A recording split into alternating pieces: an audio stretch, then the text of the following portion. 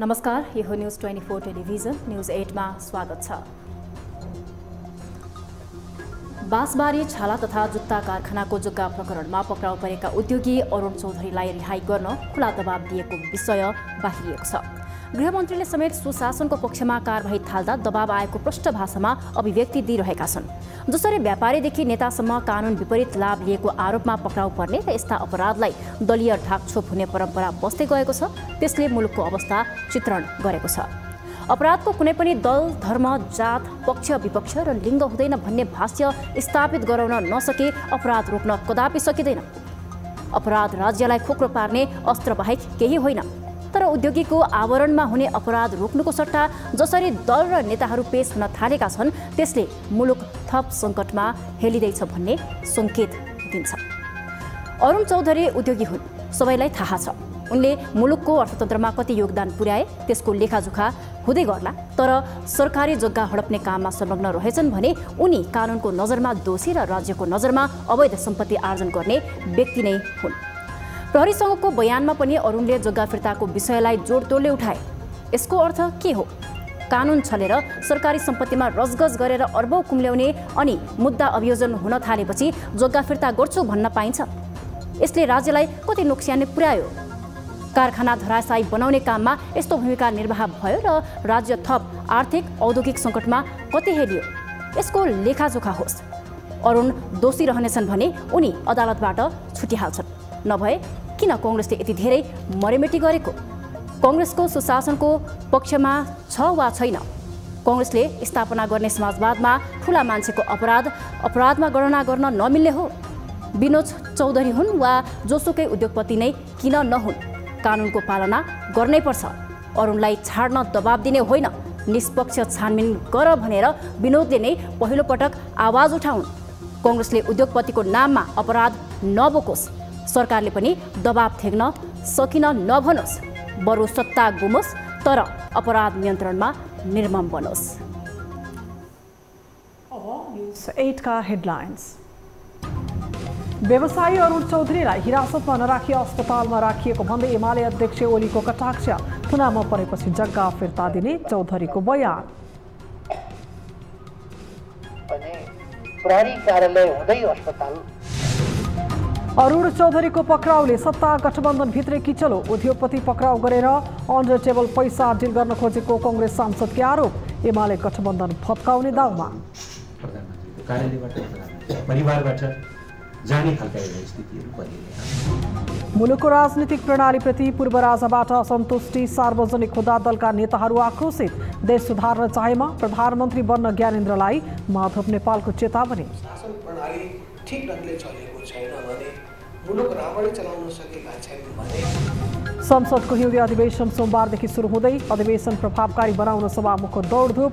कानुन बनाउने भन्दा पनि संसद तताउने कसरतमा विपक्षी दल।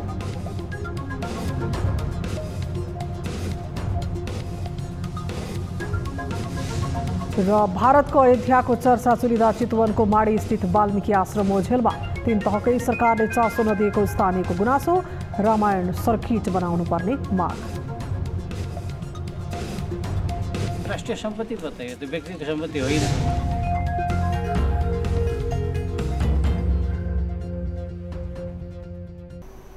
हामी निरन्तर न्यूजमा छौं। नेकपा एमालेका अध्यक्ष केपी शर्मा ओलीले उद्योगी अरुण चौधरी पक्राउलाई आफ्नो पार्टीका सांसद समेत रहेका नेता टोप बहादुर रायमाझीसँग जोड्दै व्यङ्ग्य कसेका छन्। अरुण चौधरीलाई पक्राउ गरेको सरकारले उनलाई हिरासतमा नलगी अस्पताल लगेको विषयलाई ओलीले व्यङ्ग्यको रूपमा किन प्रयोग गरे त? ओलीको टकराव उद्योगी एवं नेतासँग हो वा अरू केही? एक रिपोर्ट। बाँसबारी छाला तथा जुत्ता कारखानाको 10 रोपनी जग्गा हडपेको आरोपमा पक्राउ परेका कांग्रेस सांसद समेत रहेका उद्योगपति विनोद चौधरीका भाइ अरुण चौधरीको विषयमा एमाले अध्यक्ष केपी ओलीले व्यङ्ग्य कसेका छन्। अरुण चौधरी पक्राउ प्रकरणमा ओलीले उनलाई हिरासत राख्नुपर्नेमा अस्पताल किन राख्यो भन्ने विषयलाई जोडेर अभिव्यक्ति दिएका हुन्। एमाले संसदीय दलको बैठकलाई सम्बोधन गरिरहेका ओलीले चौधरीबारे यस्तो बोलिरहँदा उनले आफ्ना नेता समेत रहेका टोप बहादुर रायमाझीलाई थुनामा राखेको विषय समेत जोडे। टोप बहादुर रायमाझीको विषयमा प्राय नबोल्ने ओलीले सरकारको नियतमाथि प्रश्न गर्ने क्रममा यस्तो व्यङ्ग्य गरे। ओलीले पुष्पकमल दाहाल प्रचण्ड नेतृत्वको सरकार सत्तादेखि सत्तासम्म मात्रै रहेको भन्दै यो सरकारको विकल्प खोज्नुपर्ने दावा समेत गरे। जानुपर्ने राजनीति एकातिर छ, अर्कातिर सरकार बन्ने बनाउने टिकाउने, त्यो भन्दा परतिर राजनीति नै भएन। देशकै लागि केही गर्नुपर्छ भन्ने राजनीति नै भएन। यो गठबन्धनको राजनीति भनेको सत्तादेखि सत्तासम्म, सत्तामा पुग्ने र सत्तामा अडिने, त्यति हो यसको राजनीति। एमाले सरकारको विपक्षमा खुलेरै लागे पनि सत्ता गठबन्धन दलहरू भने अहिलेसम्म विवादका बीच पनि मिलेर नै बसेका देखिन्छन्। यस्तो अवस्थामा ओलीले कांग्रेसकै सांसद विनोद चौधरीका भाइ अरुणको विरुद्धमा अभिव्यक्ति किन दिए त? यसको कनेक्सन केही समय पहिलेको राजनीतिक घटनाक्रमसँग जोडिएको छ। ओलीको आक्रोश किन? एमालेबाट समानुपातिक तर्फबाट संविधान सभा सदस्य नै बनेका विनोद चौधरीलाई 2074 सालको चुनावमा एमालेले प्रत्यक्षबाटै उम्मेद्वार सिफारिस गरेको थियो, तर उनी प्रत्यक्ष चुनाव लड्न डराए। त्यसपछि उनी एमाले छाड्दै कांग्रेस प्रवेश गरेका हुन्। एमाले छाडेर कांग्रेसबाट समानुपातिकमा सिफारिस भएपछि कांग्रेसभित्र समेत ठूलो रडाको मचिएको थियो। त्यसबेला उनले कांग्रेसलाई चुनावमा मोटो रकम दिने आश्वासनलाई देखाएर विरोधका आवाज थामथुम पारियो। दुई पटक भिन्न भिन्नै पार्टीबाट समानुपातिक सांसद बनेका चौधरी अन्ततः गएको निर्वाचनबाट कांग्रेसबाट प्रत्यक्षमा निर्वाचित भएका हुन्। यसरी एमालेले संसद छिराएका उनले अन्ततः कांग्रेस रोज्दै एमालेलाई धोका दिए। त्यसपछि एमाले नेतृत्व उनीसँग चिडिन पुगेको बताइन्छ। संकट र कसैले नपत्याउने बेला संविधान सभा सदस्य जस्तो गरिमामय पदमा एमालेले पुर्यायो, तर उनले कांग्रेस रोजे अनि त्यसपश्चात उनले एमाले नेतृत्वको विरोध गर्नेदेखि कांग्रेसमै राजनीतिक प्रण भर्नेसम्मका अभिव्यक्ति दिए। यसै कारण पनि एमालेले उनलाई नरुचाउने स्थिति बनेको जानकारहरूले बताउने गरेका छन्। यही कारण ओलीले उनका भाइलाई हिरासतमा नलगी अस्पताल लगिएको विषयलाई आफ्ना नेतासँग तुलना गर्दै सरकार र गठबन्धनको विरोध गरेका हुन्। पूर्व मन्त्री भइसकेका मान्छेलाई हतकडी लगाएर प्रधानमन्त्री भइसकेका मान्छेहरूलाई मुद्दा लगायो त। तर मैले सुनेको एकजना व्यापारी पक्राउ परे अरे, अनि प्रहरी कार्यालय हुँदै अस्पताल लग्यो अरे, भाया प्रहरी कार्यालय, प्रहरी कार्यालयको बाटो हुँदै लग्यो। संकटमा अरुणको उद्योगी भविष्य। प्रहरी थुनामा रहेका अरुण चौधरीले बाँसबारी छाला तथा जुत्ता कारखानाको जग्गा आफूले फिर्ता गर्ने र लिने प्रक्रियामा गल्ती भएको विषय आफूलाई जानकारी नभएको बयान प्रहरीको केन्द्रीय अनुसन्धान ब्युरो CIB-मा दिएका छन्। उद्योगीको सानमानमा रहेका अरुणमाथि जग्गा हडपेको आरोपले भविष्य नै संकटमा परेको छ। उनलाई थुनामुक्त गराउन दबाव बढेसँगै सरकार र CIB-ले पनि नयाँ जुक्ति निकाल्न थालेका छन्। राजनीतिक दबावको विषय सार्वजनिक मात्रै भएको छैन, उनले दिएको बयानको विषय समेत छरपष्ट बन्न पुगेको छ। यसले अन्ततः अरुणको मात्रै नभएर रक्षामा उत्रिएका उनका दाइ विनोद चौधरी र कांग्रेस नेतृत्वमाथि समेत गम्भीर प्रश्न उब्जिएको छ। न्यूज 24 टेलिभिजनका लागि राजनीतिक ब्युरो। अरबपति विनोद चौधरीका कान्छा भाइ अरुण चौधरी बाँसबारी छाला जुत्ता उद्योगको 10 रोपनी जग्गा हडपेको अभियोगमा प्रहरीको नियन्त्रणमा रहँदा सत्ता गठबन्धनमा रडाको नै मचिएको छ। यस रडाकोले कस्तो रूप लिने हो त्यो भने सर्वाधिक चासो र चर्चाको विषय बनिरहेको छ। यस्तो अवस्थामा के हुन सक्ला त सम्भावित परिदृश्य। एक रिपोर्ट।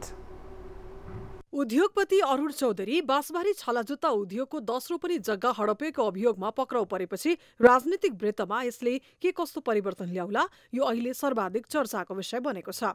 जनस्तरमा सरकारको यो कदमको प्रशंसा भए पनि सत्ता गठबन्धनकै प्रमुख घटक नेपाली कांग्रेस रिसले चुरचुर छ। उद्योगी चौधरीलाई पक्राउ गर्ने सरकारको कदम ढाडमा टेकेर टाउकोमा हिर्काउने नीति अनुरूप भएको कांग्रेस नेताहरूको ठहर छ। कांग्रेस सांसद सुनिल शर्माले त प्रचण्ड नेतृत्वको सरकारले उद्योगपतिहरूलाई पक्राउ गरेर अन्डर टेबल पैसा डिल गर्न खोजेको सम्म आरोप लगाउन भ्याए। ठूला घरानाहरू ठूला उद्योगपतिहरूलाई गिरफ्तार गर्ने, हरास गर्ने र अन्डर टेबल पैसा डिल गर्ने यो प्रथा यो अहिलेको राज्य सत्तामा बसेको विशेषतः हामीसँग एलायन्समा रहेको माओवादीको प्रचण्डजी र अहिलेको गृहमन्त्रीको यो चाहिँ डिजाइन हो। यस्तै कांग्रेस नेता नयनसिंह महरले सरकारले आफ्नो पार्टीका नेता सांसद तथा कांग्रेससँग जोडिएका व्यक्तिहरूलाई सुशासनका नाममा प्रहरी लगाएर अनावश्यक दुःख दिन खोजेको आरोप लगाएका छन्। आज नेपाली कांग्रेस सबभन्दा गठबन्धनको ठूलो दल छ। यसको ढाडमा टेकेर प्रधानमन्त्री प्रचण्ड हुनुहुन्छ। तर नेपाली कांग्रेसले आज सरकारको गलत कामको औजसको भारी नेपाली कांग्रेसको काँधमा भिराएको छ। उद्योगी चौधरी पक्राउ विषयले सत्ता गठबन्धनभित्रै खटपट देखिएपछि प्रचण्ड नेतृत्वको सरकार संकटमा पुगेको अड्कलबाजी राजनीतिक वृत्तमा भइरहेका छन्। यता गठबन्धनभित्र असन्तुष्टि चुलिएको मौका छोपी प्रमुख प्रतिपक्षी दल नेकपा एमाले सत्ता हत्याउने प्रयास गरिरहेको छ। एमाले उपमहासचिव प्रदीप गेवालीले आफूहरू सरकार बदल्न छलफल गरिरहेको प्रश्न बताएका छन्। अहिले भर्खरै बाँसबारी छाला जुत्ता प्रकरण, छाला जुत्ता कारखानाको जग्गाको प्रकरण अहिले अगाडि आएको छ। तपाईँहरूकै मिडिया पढेर हामीले थाहा पाइरहेका छौँ। छुटाउनको लागि जसको बारेमा आरोप लागेको छ, मलाई छुटाउनका निम्ति अनेकौँ खालका दबावहरू प्रधानमन्त्रीको कार्यालयबाट, प्रधानमन्त्रीको परिवारबाट जाने खालका एउटा स्थितिहरू बनिरहेका छन्। उपमहासचिव गेवालीको यस्तो अभिव्यक्तिले पनि सत्ताको दाउ कुरेर बसेको एमाले अनेक जुक्ति लगाइरहेको छ गठबन्धन फुटाउन। सत्ता गठबन्धनभित्रकै तरङ्गले कमजोर बनिरहेको वर्तमान सरकार एमाले चालबाजी गरे सजिलै फुट्ने सम्भावना रहन्छ भनी विश्लेषण पनि भइरहेका छन्। यद्यपि यसअघि नक्कली भुटानी शरणार्थी प्रकरण, बहुचर्चित ललिता निवास जग्गा हिनामिना प्रकरण, झण्डै 61 किलो अवैध सुन तस्करी लगायतका ठूला भ्रष्टाचारका फाइल खुल्दा समेत राजनीतिक वृत्तमा ठूलै भूकम्प गएको थियो। जब अनुसन्धानको राडर शीर्ष नेताहरूको घरभित्र छिर्न थाल्यो त्यसपछि अनुसन्धान नै मत्थर बन्दै गयो। त्यसपछि सरकार सुशासन भन्दा पनि शक्ति बार्गेनिङको बाटोमा हिँडेको आरोप समेत लाग्दै आएको छ। कतै बाँसबारी छाला जुत्ता उद्योगको जग्गा हिनामिना प्रकरण पनि त्यसरी नै हराउने त होइन, कतै यो विषय पनि प्रचण्डले आफ्नो कार्यकाल लम्ब्याउने हतियार बनाउने त होइनन्। शङ्का आशंका भने जीवितै छन्। यस्तोमा सरकारले अनुसन्धानलाई कुन तहबाट अघि बढाउँछ त्यो भने हेर्न बाँकी नै छ। न्युज 24 टेलिभिजनका लागि टिभी जर्नलिस्ट शीतल रिजालको रिपोर्ट।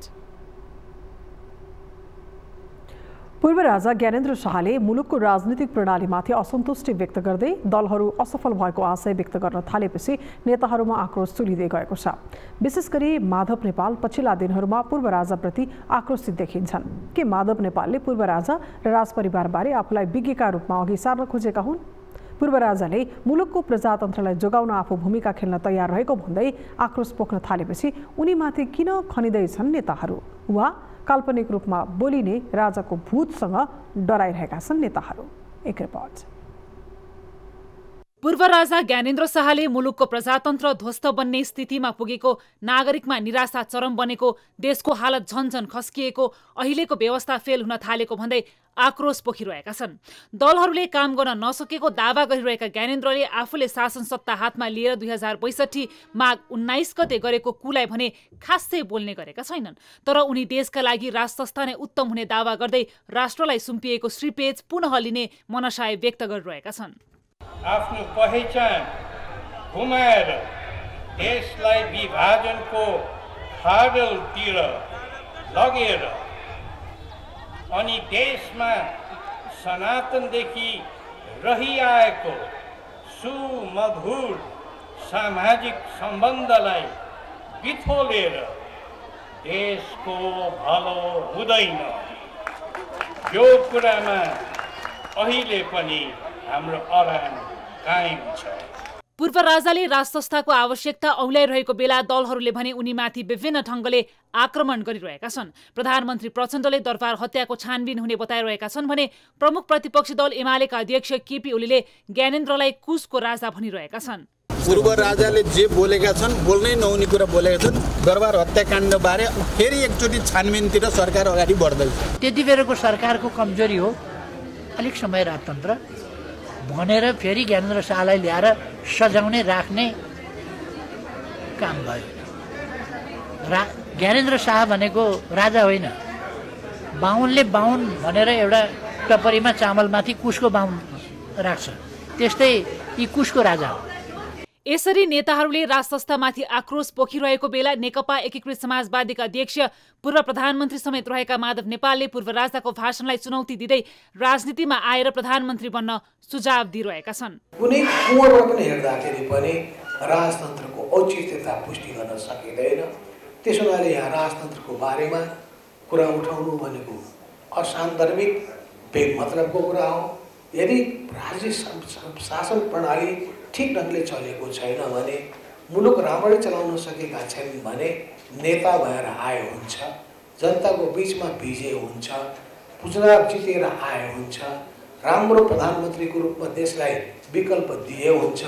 घटनाक्रम बुझ्दा दरबार हत्या प्रकरणलाई जोडेर समेत ज्ञानेन्द्रलाई हेर्ने दृष्टिमा माधव नेपाल भने फरक मत राख्नेमा पर्छन्।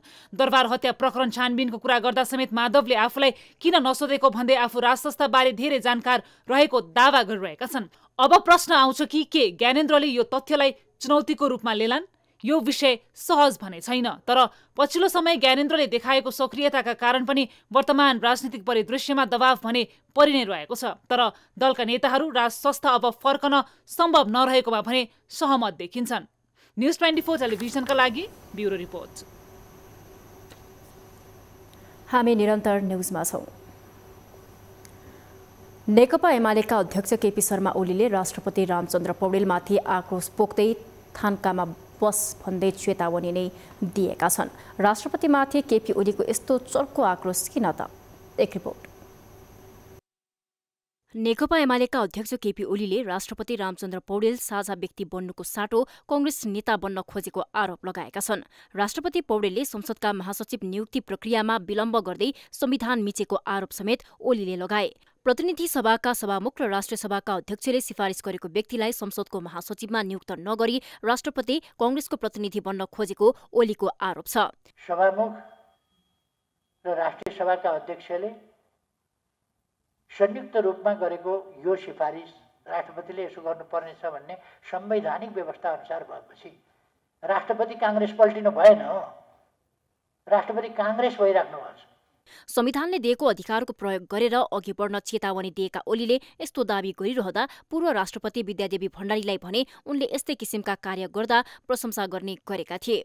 अहिलेका राष्ट्रपति पौडेल विरुद्ध खनिएका ओलीले भुलेजै देखाएका छन् कि यसअघि उनकै पार्टीबाट राष्ट्रपति बनेकी विद्यादेवीले समेत संसदका महासचिव नियुक्ति प्रक्रिया 20 महिना अड्काएर राखेकी थिइन्।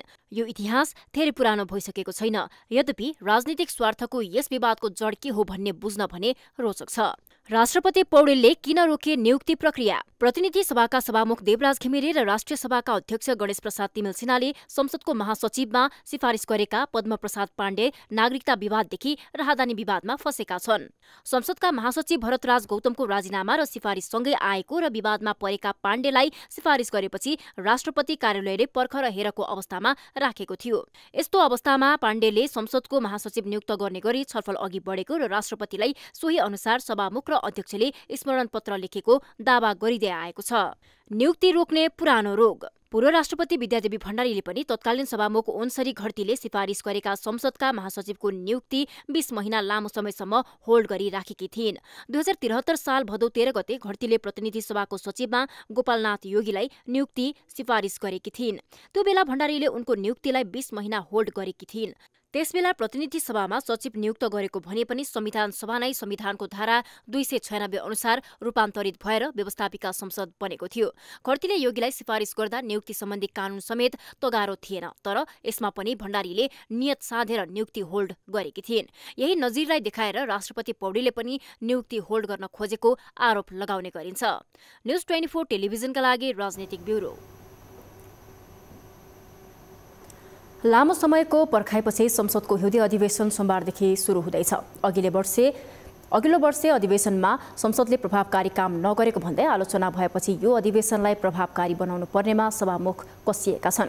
संसदको प्रभावकारितामाथि प्रश्न उठेपछि सभामुख मात्र होइन, संसदमा प्रतिनिधित्व गर्ने राजनैतिक दलका नेताहरूले पनि संसदको काम कारबाहीप्रति चिन्तित देखिएका छन्। एक रिपोर्ट। दशैं तिहार छठ लगायतका विभिन्न चाडपर्वपछि वर्षीय अधिवेशन टुङ्ग्याएर फुर्सदिलो बनेका सांसदहरू फेरि अर्को अधिवेशनको तयारीमा जुटेका छन्। गत कार्तिक 16 गते मध्यरातीदेखि संसदको दुवै सदनको वर्षीय अधिवेशन अन्त्य गरिएको थियो। गत वैशाख 24 गतेबाट सुरु भएको वर्षीय अधिवेशनले बजेट पारित गर्नुबाहेक अन्य उपलब्धिहरू हासिल गर्न सकेन। एउटा मात्रै कानून बनाएर सकिएको वर्षीय अधिवेशनको अन्त्यतिर संयुक्त राष्ट्रसङ्घका महासचिव एन्टोनियो गुटेरेसले संसदको संयुक्त बैठकलाई सम्बोधन गरेका थिए। संसदले कुनै पनि महत्त्वपूर्ण कानूनहरू पारित गर्न नसकेपछि सांसदहरूको निकै आलोचना भएको छ। त्यसैले यही सोमबारदेखि सुरु हुन लागेको हिउँदे अधिवेशनलाई प्रभावकारी बनाउनु पर्नेमा सभामुख देवराज घिमिरेले छलफल तीव्र बनाएका छन्। संसदको काम कारबाही नभएकाले उनले क्यालेन्डर नै बनाएर काम गर्नुपर्नेमा जोड दिएका छन्। शुक्रबार मात्रै सभामुख घिमिरेले प्रधानमन्त्री पुष्पकमल दाहाल प्रचण्डसँग छलफल गरेका थिए। उनले शुक्रबार नै विभिन्न राजनीतिक दलका सचेतकहरूसँग पनि छलफल गरेका थिए। संसदको आगामी बैठकलाई कसरी प्रभावकारी बनाउन सकिन्छ, संसदका बैठकहरू पनि प्रभावकारी बनाउने, समितिका बैठकहरू पनि प्रभावकारी बनाउने र सँगसँगै माननीयजीहरूलाई जनतासँग जाने समय पनि हामीले सँगै म्यानेज गरेर अगाडि बढ्ने हिसाबले चाहिँ एउटा प्रस्ताव भएर आएको छ। त्यस विषयमा चाहिँ निकै सघन ढङ्गले छलफल भयो र केही हामीले यसमा चाहिँ सुझावहरू पनि दिएका छौँ। त्यो सुझावलाई समेटेर अब फाइनल रूप दिने भन्ने कुराकानी भएको छ। एउटा महत्त्वपूर्ण कुरा त्यो रह्यो। सोमबारदेखि संसद अधिवेशन सुरु भएकाले राजनीतिक दलहरूले पार्टी संसदीय दलको बैठक डाकेर संसदको आगामी काम कारबाहीको तयारी गरेका छन्। सत्तारूढ प्रमुख घटक नेपाली कांग्रेसले अधिवेशनलाई प्रभावकारी बनाउने बारेमा छलफल गरिसकेको छ। संसदको चौथो ठूलो दल राष्ट्रिय स्वतन्त्र पार्टीले पनि यो अधिवेशन प्रभावकारी हुने गरी अघि बढ्नुपर्ने बताएको छ। सरकारको नेतृत्व गरिरहेको नेकपा माओवादी केन्द्रले भने सोमबार बिहान संसदीय दलको बैठक डाकेको छ। सांसदको कार्यकाल 1 वर्ष बितिसक्दा पनि महत्त्वपूर्ण विधेयकहरू समेत पारित गर्न सकिरहेका छैनन्। त्यसैले संसदको आगामी अधिवेशनको पहिलो चरणमा 63 वटा विधेयक पेश गर्ने तयारी सरकारले गरेको छ। विभिन्न 19 वटा मन्त्रालयको तर्फबाट ती विधेयकहरू पेश गर्ने तयारी गरिएको हो। तर नेकपा एमाले लगायतका विपक्षी दलहरूले भने भ्रष्टाचार, महँगी, कालोबजारी लगायतका विभिन्न विषयहरू संसदमा जोडतोडले उठाउने तयारी गरेको छ। नक्कली भुटानी शरणार्थी प्रकरण, 61 किलो सुनकाण्ड, ललिता निवास प्रकरण लगायतका विभिन्न फाइलहरू खोले पनि निष्कर्षमा पुर्याउन नसकेको आरोप पनि सरकारलाई छ।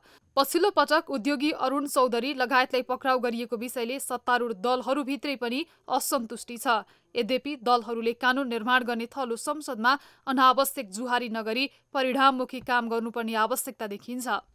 न्यूज 24 टेलिभिजनका लागि ब्युरो रिपोर्ट। गत माघ 8 गते भारतको अयोध्यामा राम मन्दिरको प्राण प्रतिष्ठा गरिएको थियो। भारतीय प्रधानमन्त्री नरेन्द्र मोदीले गरेको रामको प्राण प्रतिष्ठाले विश्वभर रहेका हिन्दू धर्मावलम्बीको ध्यान अयोध्यातर्फ खिच्यो। तर भगवान रामसँग जोडिएको चितवनको माडी नगरपालिका 1 स्थित वाल्मीकि आश्रम भने ओझेलमा छ। पुल समेत नहुँदा यो ऐतिहासिक ठाउँमा भारतको बाटो भएर जानुपर्ने बाध्यता छ। वाल्मीकि आश्रमका ऐतिहासिक संरचनातर्फ तिनै तहको सरकारको ध्यान पुग्न सकेको छैन। एक रिपोर्ट। ऐतिहासिक, प्राचीन र पौराणिक सम्पदाको संरक्षणमा ध्यान नदिँदा चितवनको माडी नगरपालिका स्थित वाल्मीकि आश्रम ओझेलमा छ। महर्षि वाल्मीकिले तपस्या गरेर ज्ञान प्राप्त गरेको र यहाँ बसेर रामायण लेखेको विश्वास गरिन्छ। त्रेतायुगमा रामको अविश्वासपछि सीता दोस्रो पटक वनवास जाँदा यही ठाउँमा पुगेर लवकुशलाई जन्म दिएको मानिन्छ। महर्षि वाल्मीकि, सीता र लवकुशसँग जोडिएका धेरै प्रमाणहरू रहेको यो आश्रम भने सरकारी उदासीनताले ओझेलमा छ। नेपालको प्राचीन र ऐतिहासिक क्षेत्र जर्जर छ। यतिसम्म कि सीमा क्षेत्रमा पर्ने आश्रममा पुग्न भारत बिहारको भैसालोटन हुँदै जंगलको बाटो जानुपर्ने बाध्यता छ। आश्रम जानका लागि नेपालतर्फबाट बनाइएको झोलुङ्गी पुल समेत चितवन राष्ट्रिय निकुञ्जको अवरोधले प्रयोगमा आउन सकेको छैन। प्राचीन सम्पदा यत्रतत्र छन्, त्यसको संरक्षणको प्रयास भएको देखिँदैन। वाल्मीकि आश्रमलाई भारतीयहरूले ठूलो तीर्थस्थलको रूपमा मान्ने गरेका छन्। तर यस्तो ऐतिहासिक क्षेत्र भने तिनै तहको सरकारको उपेक्षामा छ। सबैभन्दा ठुलो कुरो चाहिँ भने सरकारको निगाह नपुगेको। अब एक व्यक्तिले भनेर पार लाग्ने होइन यो बृहस्पति झुटो हुन्छन् भनेका छन् भने यहाँ अब केन्द्रीय सरकार, क्षेत्रीय सरकार, विविध सरकार छन् नि त। भनेदेखि उहाँहरूलाई आएर अवलोकन गरेर हेरेर यहाँ चिजको यो चिज खाँचो रहेछ, यो हामीले गर्नै पर्ने रहेछ भनेर निगाह गरिदिए भने राज्यको सम्पत्ति राष्ट्रिय सम्पत्ति पो त, यो त व्यक्तिको सम्पत्ति होइन। राष्ट्रिय सम्पत्ति त राष्ट्रले हेर्नु पर्यो नि। यो ठाउँ चाहिँ विकास सँगसँगै अहिले त संरक्षणकै क्रममा रहेछ। संरक्षणै नपाएर पनि समस्या रहेछ यहाँ। अब जसरी हामीले चाहिँ अब जनकपुरको यत्रो नाम भन्छौँ, अब अयोध्या भन्छौँ, रामायण सर्किटका कुरा गर्छौँ, ठुलो ठुलो अब चाहिँ दुईवटा जोड्ने कुरा गर्छौँ, रेलवे लाइनसम्म पनि जनकपुरमा भारत सरकार र नेपाल सरकारले मिलेर ल्याए। तर यो ठाउँमा चाहिँ एउटा चाहिँ साइकलमा पनि आउन सक्ने अवस्था नरहेछ। वाल्मीकि आश्रम चाहिँ अलिकति त्यस्तो चाहिँ देखिँदैन, किनकि यहाँनिर विकासको धेरै कमी छ। यस ठाउँमा खानेपानी, बिजुली बत्ती, पुल, बाटोघाटो लगायत अन्य यहाँको बस्ने बासिन्दाहरूलाई चाहिँ धेरै समस्या खटेर बस्नु परिरहेको छ, जसमा चाहिँ हामीहरूले चाहिँ अब यहाँ कुनै पनि कार्य गरेर खाने यहाँको बासिन्दाहरूको लागि कुनै व्यवस्था, भौतिक व्यवस्थाहरू केही छैन। अब यो चितवन राष्ट्रिय निकुञ्जको क्षेत्र पर्नाले वन जीव जन्तुहरूले गर्दाखेरि पनि हामीलाई अलि अप्ठ्यारो हुन्छ यहाँ बस्नलाई। यहाँ भगवान रामले सीतालाई वनवासका लागि महर्षि वाल्मीकि ऋषिको आश्रममा छाडेको, लव र कुशको जन्म भएको र सीता पातलमा भासिएको स्थल जीर्ण अवस्थामा छ। रामायण कथा अनुसार सीताका छोरा लव र कुशको यही पठन पाठन भएको मानिन्छ। रामले लगाएको अश्वमेध यज्ञका बेला छाडेको घोडा पनि लव र कुशले समाएर बाँधेका थिए। आश्रममा यी घटनासँग जोडिएका पुराना वस्तु प्रशस्त भेटिन्छन्। आश्रम वरपर सीता पाताल प्रवेशस्थल, अमृतकुण्ड, हवनकुण्डका अवशेषहरू छन्। लव र कुशले घोडा बाँधेको खम्बा, पाठशालाको अवशेष, विष्णु चक्र, सीताको फलफुल बगैँचा र वाल्मीकि ऋषि अन्तर्ध्यान भएका स्थल पनि छन्। कलात्मक ढुङ्गा, ढुङ्गाकै खम्बा, इँटाका टुक्रा जस्ता प्राचीन वस्तुहरू यत्रतत्र छरिएका छन्। नेपालतर्फबाट सडक सञ्जाल नहुँदा यहाँ पुग्न भारतीय सुरक्षाकर्मीहरूको हैरानी खेप्नुपर्छ। अब यहाँको विकासको लागि सरकारले पहल गरेर रामायण सर्किट बनाउनु पर्ने माग पनि उठिरहेको छ। यसलाई कसरी हामी चाहिँ यो ठाउँलाई यति महत्त्वपूर्ण छ, हामीसँग अनेक यसका थुप्रै प्रमाणहरू छन्, तर यसलाई चाहिँ संरक्षणको अभावमा चाहिँ हामीले यसलाई चिनाउन सकिराखेका छैनौँ। त्यसकारण चाहिँ यतापट्टि अब यो वाल्मीकि आश्रम आउनलाई अब हामी यहाँ आउँदै गर्दाखेरि अहिले भर्खर हामी भारततिरबाट पारीबाट चाहिँ यो ब्यारेज पार गरेर हामी चाहिँ यहाँ आइपुग्यौँ। हामी नेपालबाट नै आफ्नो नेपालको भूमिमा आउन सकिराखेको अवस्था छैन। पुल बनेको 2-3 वर्ष भइसक्यो, यताबाट बाटो खोलियोस्, नेपालबाट नेपालीहरू आउन पाउन् निर्भय भएर। इन्डिया भएर आउँछन्, इन्डियातिर हकाएर कहाँ से आया, कौन है, क्या है भन्न थाल्यो भने डराएर कतै पनि आउँदैन। फेरि हाम्रो नेपालीहरूको के छ भने कान नाकमा भयो भने सुन अलिअलि 1-2 तोला लगाएका हुन्छ, डर छ, यत्रो ठुलो जङ्गल छ, लुटिदिन्छन्, दिगदारी हुन्छ। राम जन्मस्थल अयोध्या आउने पर्यटकहरूलाई लवकुशको जन्मस्थल र माता सीता पाताल गएको स्थानबारे पनि जानकारी गराउन सके धार्मिक पर्यटकको रोजाई वाल्मीकि बन्न सक्ने जानकारहरू बताउँछन्। यसका लागि सरकारले आश्रमको संरक्षण गर्दै सहज पहुँच मार्ग विस्तार गर्नुपर्ने, भारतसँग सहकार्य गरी रामायण सर्किट बनाउन लाग्नुपर्ने तथा आश्रमका बारे राष्ट्रिय अन्तर्राष्ट्रिय स्तरमा प्रचार प्रसार गर्नुपर्ने स्थानीयको माग छ। न्यूज 24 टेलिभिजनका लागि भैरहवाबाट टिभी जर्नलिस्ट प्रकाश न्यौपानेको रिपोर्ट। न्युजहरू अझै बाँकी छन्, अब पालो ब्रेकको। हामी निरन्तर न्युजमा छौँ। अब वेदर अपडेट।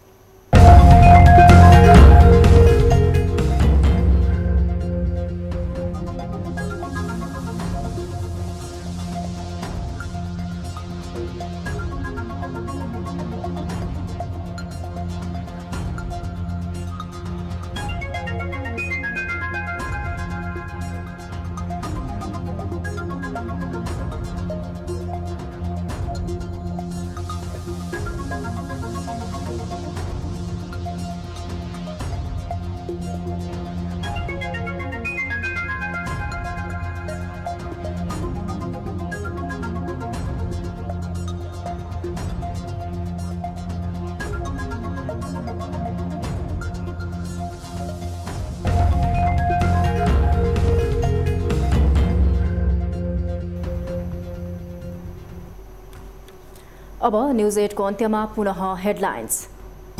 व्यवसाय अरुण चौधरीलाई हिरासतमा नराखी अस्पतालमा राखिएको भन्दै एमाले अध्यक्ष ओलीको कटाक्ष, थुनामा परेपछि जग्गा फिर्ता दिने चौधरीको बयान।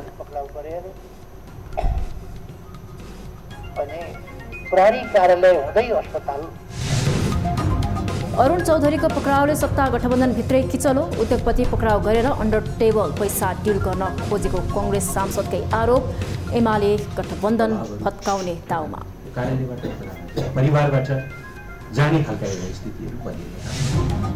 मुलुकको राजनीतिक प्रणालीप्रति पूर्व राजाबाट असन्तुष्टि सार्वजनिक हुँदा दलका नेताहरू आक्रोशित, देश सुधार्न चाहेमा प्रधानमन्त्री बन्न ज्ञानेन्द्रलाई माधव नेपालको चेतावनी। शासन प्रणाली ठिक ढङ्गले चलेको छैन भने, मुलुक राम्ररी चलाउन सकेका छैनन् भने। संसदको हिउँदे अधिवेशन सोमबारदेखि सुरु हुँदै अधिवेशन प्रभावकारी बनाउन सभामुखको दौडधुप, कानुन बनाउने भन्दा पनि संसद तताउने कसरतमा विपक्षी दल।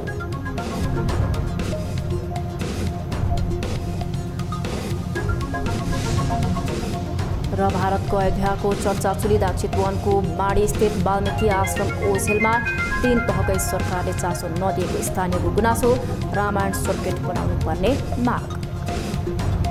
राष्ट्रिय सम्पत्ति पो त यो त व्यक्तिगत सम्पत्ति होइन।